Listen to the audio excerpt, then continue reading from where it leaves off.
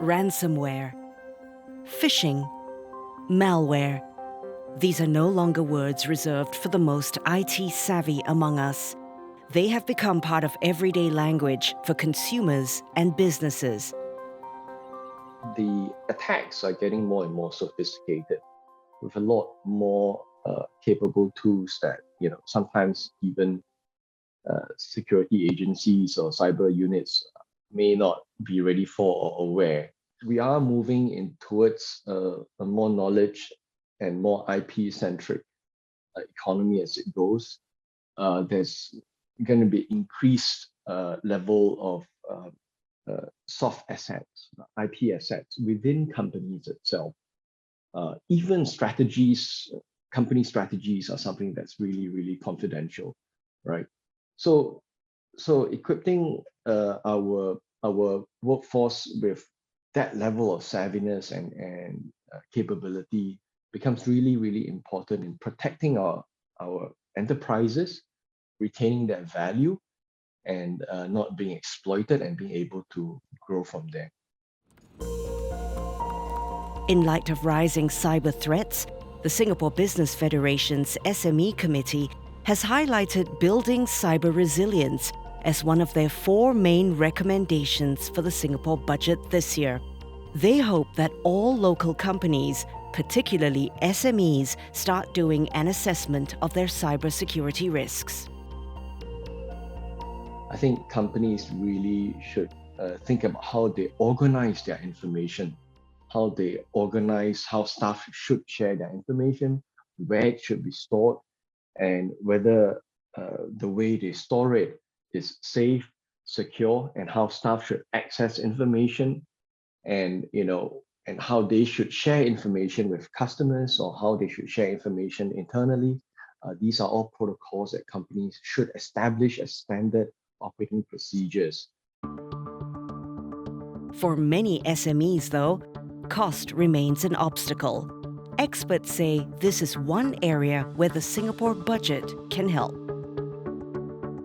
We propose that companies that do not benefit from the SME Go Digital program should be allowed to claim enhanced tax deduction or enhanced capital allowances for costs incurred to safeguard against cybersecurity and data security risks, including consultation and professional fees in the design and implementation of cybersecurity measures.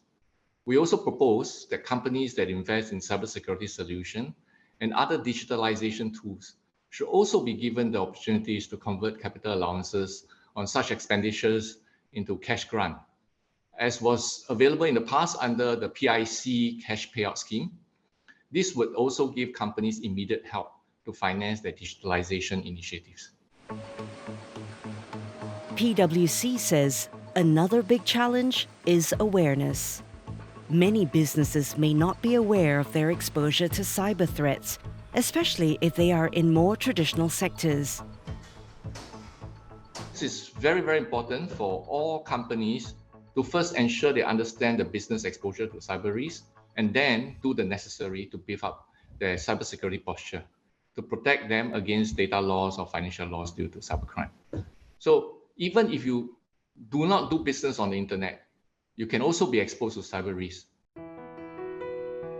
To help SMEs who lack the resources to handle a cyber attack, the SME Committee recommends that the government sets up a shared expert advisory service to assist companies with business continuity and crisis management in the event of a cyber attack.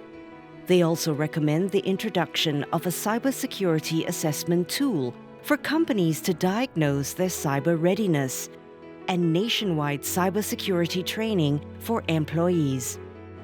For local recruitment agency Achieve Group, such training and education initiatives are very welcome.